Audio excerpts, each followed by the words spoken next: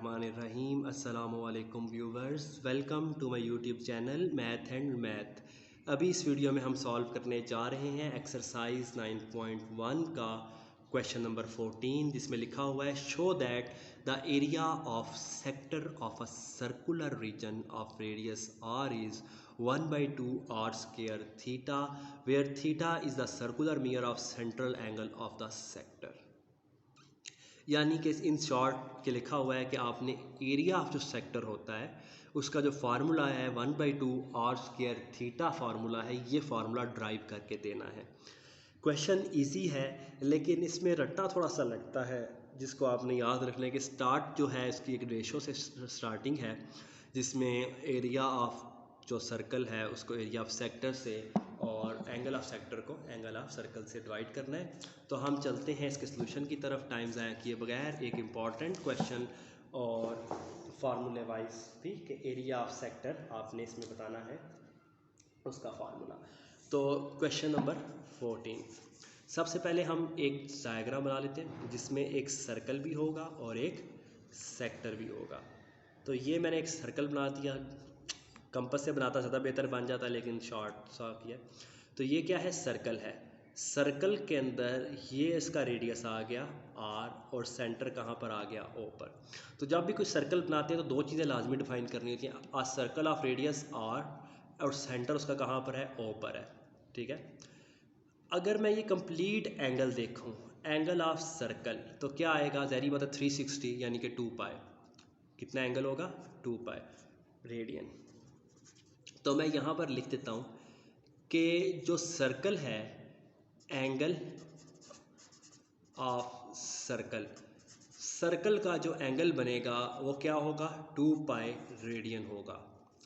और जो complete circle होता है उसका जो एरिया होता है, एरिया ऑफ सर्कल, वो क्या होता है, आपने याद रखना है पाई आर स्क्वायर। अगर एक सर्कल है उसका रेडियस आर है, ठीक है, तो उसका जो एंगल है रेडियन में वो 360 या 2 पाई रेडियन, और जो एरिया ऑफ सर्कल का फार्मूला है वो पाई आर स्क्वायर है। अब यहाँ पर हम एक बनाते हैं सेक्टर। सेक्टर बनाने के लिए मैं ब्लू मार्कर यूज़ कर लेता हूँ ताकि अलग हो जाए। तो ये मेरे पास क्या हो गया, अब क्या बन चुका है, सेक्टर बन चुका है। ठीक है, सेक्टर का जो एंगल होगा वो होगा थीटा। ठीक है, ये जो है ये पोर्शन किसका है, सेक्टर का है। तो जो सेक्टर का एंगल है वो क्या है, थीटा है, ब्लू से नज़र आ रहा है। तो angle of sector, angle of sector क्या है, थीटा है, और एरिया ऑफ सेक्टर हम कह देते हैं ए है। ठीक है, angle of circle, area of circle, angle of sector theta और एरिया ऑफ सेक्टर ए। तो ये हमने अपनी आसानी के लिए लिख लिया। नीचे लिखने के बाद जो मेजर काम जहाँ से आपने याद रखना है वो ये है कि दो चीज़ों की रेशो, एरिया ऑफ सेक्टर को डिवाइड करना है एरिया ऑफ सर्कल से।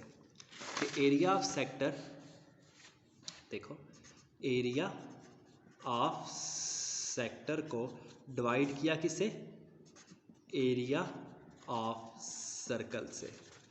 एरिया को एरिया से डिवाइड करना है, इधर सेक्टर ऊपर है तो इधर भी सेक्टर ऊपर रखना है।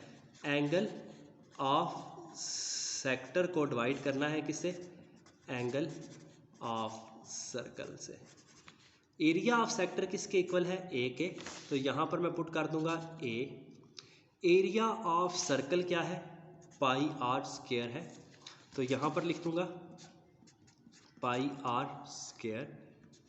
Angle of sector, angle of sector क्या है, एंगल ऑफ सेक्टर थीटा है, थीटा आ जाएगा। और angle of circle, angle of circle, circle का जो एंगल है वो क्या है, 2 पाई, तो यहाँ पर लिख दूंगा 2 पाई।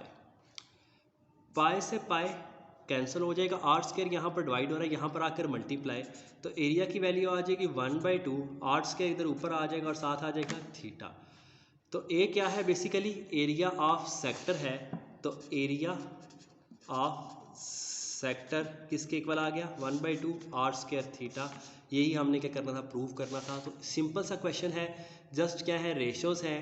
पहले आपने लिख लेना है एंगल ऑफ सर्कल, ये याद रखना है। उसके बाद एरिया ऑफ सेक्टर को एरिया ऑफ सर्कल से और एंगल ऑफ सेक्टर को एंगल ऑफ सर्कल से। सेक्टर ऊपर सर्कल नीचे, अगर ऊपर मतलब ध्यान ये रखना कि सेक्टर अगर इधर ऊपर है इधर भी ऊपर, बाकी आप क्रॉस मल्टीप्लाई करके एरिया जिस तरह भी फाइंड करना चाहें कर सकते हैं।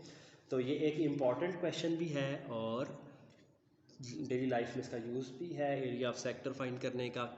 ठीक है, कि अगर आपको पिज़्ज़े का एरिया पता हो तो आप एक स्लाइस का एरिया निकाल सकते हैं। बहुत सारा यूज़ है कि सिंपल से अगर आपको ये और जो फार्मूला है ये इतना यूज़फुल है पाई आर स्क्वायर, कि आपको अगर मार्केट में जाते हैं 7 इंच के 4 पिज़्ज़ास, या सिंपल आपको कहता है कि 7 इंच के आप 2 पिज़्ज़ा ले जाएं और 14 इंच का छोड़ दें, ठीक है, तो आप क्या करो 7 इंच के 2 चूज़ मत करो।